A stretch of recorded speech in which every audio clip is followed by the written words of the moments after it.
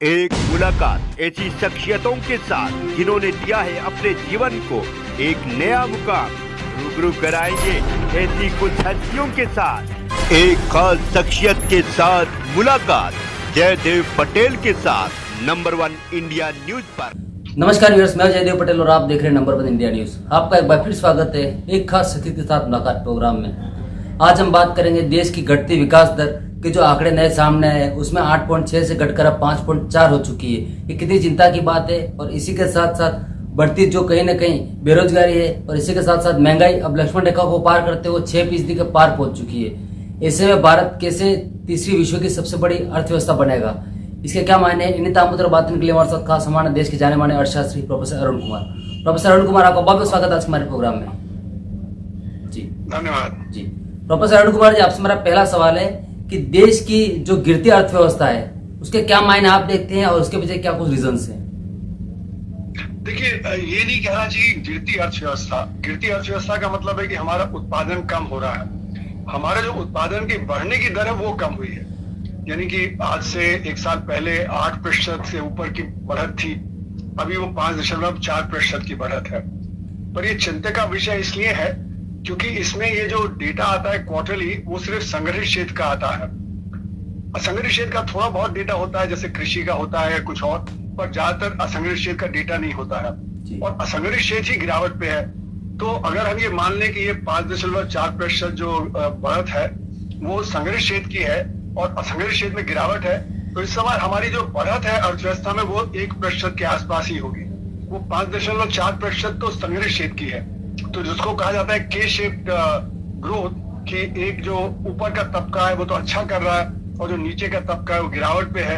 क्योंकि अगर 5.4% की भी असंगठित क्षेत्र में बढ़त होगी तो बेरोजगारी कम होगी, क्योंकि रोजगार तो सबसे ज्यादा संगठित क्षेत्र में ही पैदा होता है, कृषि में, बाकी असंगठित क्षेत्र में। तो जो सारी जो रिपोर्ट आ रही है सब जगह से कि हमारा बेरोजगारी का जो सिचुएशन है वो बहुत ही खराब है, और खासकर महिलाओं के लिए और हमारे जो नौजवान हैं, जो शिक्षित नौजवान हैं, उन्हीं को सबसे ज्यादा परेशानी है।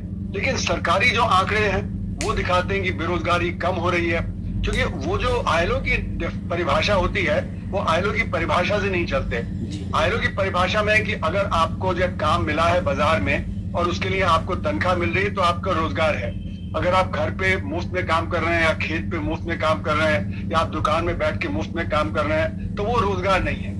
तो सरकार कहती है कोई भी कहीं भी है तो जो काम कर रहा है, लेकिन अगर उसकी जो आमदनी नहीं है तो उसको जो सपोर्ट करना है परिवार को वो सपोर्ट नहीं कर सकता है। अगर दुकान पे खाली बैठा हुआ है तो उससे आमदनी तो बढ़ेगी नहीं, खेत पे खाली बैठा है तो उससे आमदनी नहीं बढ़ेगी। तो इसलिए हम लोगों ने जो रिपोर्ट जारी की थी 2 साल पहले 2022 में, हमने दिखाया था 32 करोड़ लोगों के पास तो कुछ ढंग का काम है, लेकिन 28 करोड़ के पास काम है ही नहीं या ढंग का काम नहीं है। तो अगर 32 करोड़ कमा रहे हैं और 140 करोड़ को सपोर्ट कर रहे हैं, तब तो आप देखिए एक व्यक्ति को 4.4 व्यक्ति को सपोर्ट करना है। जबकि अगर जो ये 28 करोड़ को भी काम मिल जाए तो 60 करोड़ को 144 करोड़ को सपोर्ट करना है, तो एक व्यक्ति 2.2 लोगों को सपोर्ट करेगा, यानी कि खुशहाली होगी, गरीबी कम होगी। तो इसलिए हमारा ये मानना है कि जो अभी रेट ऑफ ग्रोथ है वो अर्थव्यवस्था में बहुत धीमी चल रही है। तो इसीलिए हम लोगों ने बार बार ये कहा है कि अभी अर्थव्यवस्था जो दुनिया की 5वीं बड़ी अर्थव्यवस्था नहीं बनी है, क्योंकि नोटबंदी से जबरदस्त धक्का लगा असंगठित क्षेत्र को। फिर जीएसटी आया, उसने भी धक्का दिया। फिर एनबीएफसी क्राइसिस आया अगले साल 2018 में, तो फिर धक्का लगा। फिर हमारा जो पैंडेमिक आया उसमें भी सबसे ज्यादा जो गिरावट हुई वो असंगठित क्षेत्र में गिरावट हुई, और वो उससे रिकवर नहीं कर पा रहा है। तो बहुत सारे यूनिट्स हैं वो बंद हो गए हैं। हालांकि डेटा सरकार देती है एनुअल सर्वे ऑफ अनकॉर्पोरेटेड एंटरप्राइज का, ASUSE का, पर वो पुराने सैंपल पे के आधार पे है, क्योंकि हमने सेंसस तो किया नहीं है। तो जब अगर सैंपल गलत होगा, जो यूनिट्स बंद हो गए हैं उनका डेटा नहीं आएगा, तो फिर हमारे जो आंकड़े हैं वो ठीक से आंकड़े आएंगे नहीं। तो इसलिए हम लोगों का मानना है कि अभी रेट ऑफ ग्रोथ बहुत ही कम है, और अभी हम जो 5वीं बड़ी अर्थव्यवस्था नहीं बने हैं, अभी हम 9वीं बड़ी अर्थव्यवस्था ही हैं। और इसलिए जब तीसरी अर्थव्यवस्था बड़ी बनने का कोई अभी सवाल ही नहीं उठता, क्योंकि अगर 1% का ग्रोथ रेट होगा तो फिर हम जर्मनी और जापान से आगे नहीं बढ़ पाएंगे। प्रोफेसर अरुण कुमार जी, अगर हम बात करते हैं जिस प्रकार से महंगाई एक बार फिर से अपनी जो लक्ष्मण रेखा है उसको पार करते हुए 6% के पार पहुंच चुकी है, ये कितनी चिंता की बात है देश के लिहाज से? देखिए, जैसे कि मैंने कहा कि अगर बेरोजगारी है और साथ में अगर महंगाई भी है, तो जो गरीब आदमी है, जो नीचे का जो 90% तबका है, उसकी परचेजिंग पावर पे असर पड़ता है। क्योंकि एक तरफ काम नहीं है, दूसरी तरफ जो आपके जो पैसा है उससे आप कम खरीद रहे हैं, तो उससे जो परेशानी बढ़ जाती है। तो इसीलिए जो ये महंगाई की दर है, महंगाई की दर को भी हमें समझना पड़ेगा। महंगाई की दर का मतलब ये होता है कि दाम किस रफ्तार से बढ़ रहे हैं। अगर महंगाई की दर कम हो जाती है तो इसका मतलब ये नहीं कि दाम गिर रहे हैं, ये है कि बस दाम कम तेजी से बढ़ रहे हैं, पर बढ़ रहे हैं। यानी अगर 100 पे 10% की बढ़त है तो 110 हो जाएगा, 110 पे अगर 2% की बढ़त है तो 112 हो जाएगा, वो ये नहीं कि 102 हो जाएगा। तो इसलिए जो दाम की जो रफ्तार जो है वो कम अगर हो भी जाती है तो इसका मतलब ये नहीं कि जो गरीब आदमी को फायदा होता है उससे, उसको फिर भी नुकसान होता है, क्योंकि दाम तो बढ़ते ही चले जा रहे हैं। तो इसलिए दाम बढ़ने से भी डिमांड कम होती है, डिमांड जब कम हो जाती है तो उससे फिर कंजम्पशन कम होता है, तो कंजम्पशन से फिर जब उत्पादन भी कम होता है और रेट ऑफ ग्रोथ गिर जाती है। तो खासकर जो असंगठित क्षेत्र है उसी को सबसे ज्यादा इसका धक्का लगता है कि गरीब आदमी की परचेजिंग पावर कम हो जाती है, फिर वही जो डिमांड करता है असंगठित क्षेत्र से, तो वहां पे भी जो डिमांड कम हो जाती है, तो उसमें और भी गिरावट आ जाती है। तो कुल मिला के ये जो हमारा जो ग्रोथ रेट कम हो रहा है, जो इन्फ्लेशन साथ में चल रहा है, और इससे जो गैर बराबरी बढ़ रही है, गैर बराबरी संगठित और असंगठित क्षेत्र में जब बकायदा बढ़ती जा रही है। संगठित क्षेत्र तो 5% 6% बढ़ रहा है, लेकिन जो असंगठित क्षेत्र है वो गिरावट पे है और उसको बहुत ज्यादा नुकसान हो रहा है हर साल। तो जो नुकसान हो रहा है उसकी वजह से वहां पे जो परचेजिंग पावर है वो नहीं बढ़ रही है, और गैर बराबरी बढ़ने से जो अर्थव्यवस्था में परेशानी और बढ़ जाती है। जी, प्रोफेसर अरुण कुमार जी, अगर हम बात करते हैं देश में जो अर्थव्यवस्था की तीसरी सबसे बड़ी दुनिया की अर्थव्यवस्था बनने की जो बात की जाती है बार बार, ऐसे में विकास दर का घटना और महंगाई बेरोजगारी के बढ़ने से ये जो उम्मीद है तीसरी अर्थव्यवस्था बनने का, ये कैसे साकार होगा सपना? देखिए, जैसे मैंने कहा कि अभी हमारी जो 5.4% की जो बढ़त दिखी, उसमें आप अगर आंकड़े खोल के देखें तो वो संगठित क्षेत्र के आंकड़े हैं। जैसे सरकार कहती है जीएसटी कलेक्शन बढ़ गया, अब जीएसटी कलेक्शन तो संगठित क्षेत्र से होता है, वो असंगठित क्षेत्र से तो होता नहीं। तो वो संगठित क्षेत्र जीएसटी बढ़ने का मतलब ये नहीं कि असंगठित क्षेत्र बढ़ रहा है। उसी तरह इनकम टैक्स और कॉर्पोरेशन टैक्स है, वो भी संगठित क्षेत्र से ही आता है, क्योंकि वो तो असंगठित क्षेत्र से तो आता नहीं है। तो अगर वो बढ़ रहा है 20%, 15%, तो वो दिखा रहा है कि ये सेक्टर।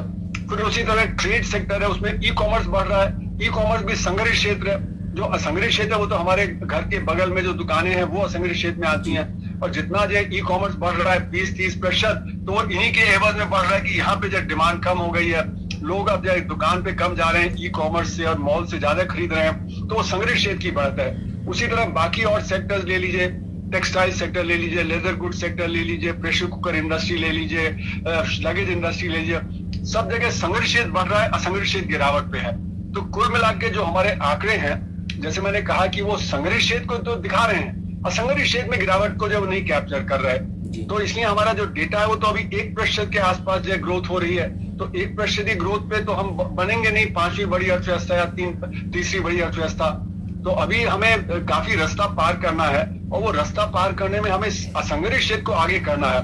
असंगठित क्षेत्र में कृषि आता है, जहाँ पे ये 46% लोग काम करते हैं, और उसमें जो 85% जो कृषक हैं वो 5 एकड़ से कम वाले हैं, जो छोटे किसान हैं या मझौले किसान हैं, जिनकी हालत बहुत अच्छी नहीं होती है।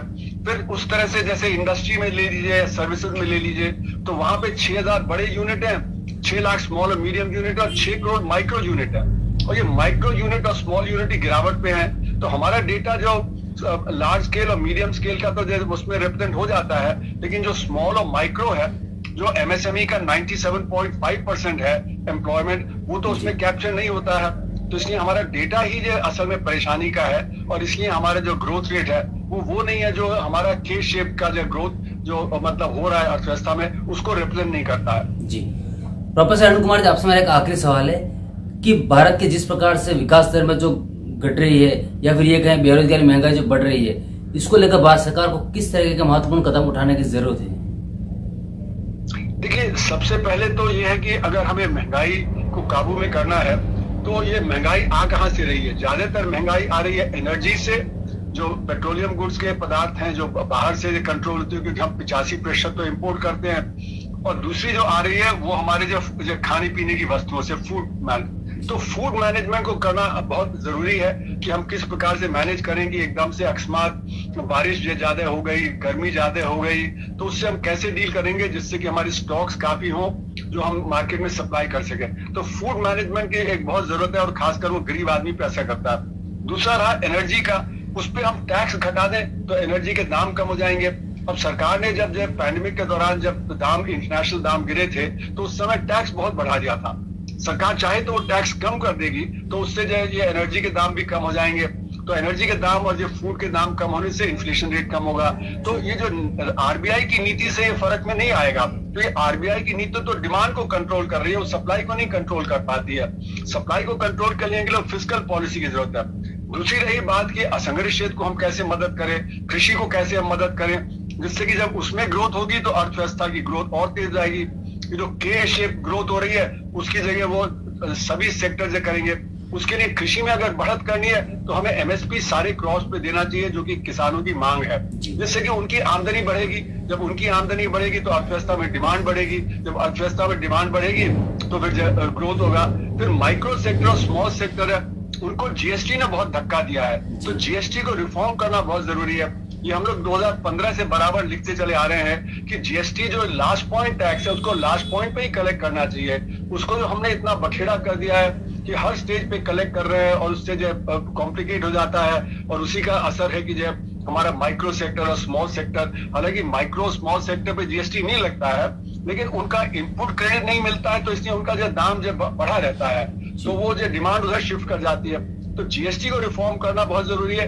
एमएसएमई सेक्टर को जो हमें माइक्रो को अलग कर देना चाहिए और स्मॉल और मीडियम को अलग कर देना चाहिए। तो माइक्रो में एवरेज एम्प्लॉयमेंट 1.7 का है, तो वो कभी जब कंपीट नहीं कर सकता स्मॉल से और लार्ज सेक्टर या मीडियम सेक्टर से। तो माइक्रो के लिए अलग नीतियां चाहिए कि माइक्रो में कोऑपरेटिव बना दिए जाएं जगह जगह जहां पे भी वो जो माइक्रो है, जैसे कि अगर भदोही में कारपेट है या इच्छल करंजी में टेक्सटाइल है या खुर्जा में जो पॉटरी है, तो वहां पे उनके जो कोऑपरेटिव बन जाएंगे तो कोऑपरेटिव के तौर पे उनको क्रेडिट है, मार्केटिंग है, फाइनेंस है, उनकी सहूलियत होगी तो वो जो ज्यादा तेजी से बढ़ेंगे क्योंकि रोजगार वहीं से आएगा और जो के शेप है वो फिर एक फ्लैट जो हो जाएगा जिससे कि दोनों सेक्टर बराबर बढ़ेंगे। तो ये कुछ रिफॉर्म सरकार को करने पड़ेंगे। प्रोफेसर अरुण कुमार जी, आपने हमारे लिए समय निकाला और महत्वपूर्ण जानकारी हमारे साथ साझा करी, उसके लिए आपका बहुत बहुत धन्यवाद। धन्यवाद, नमस्ते।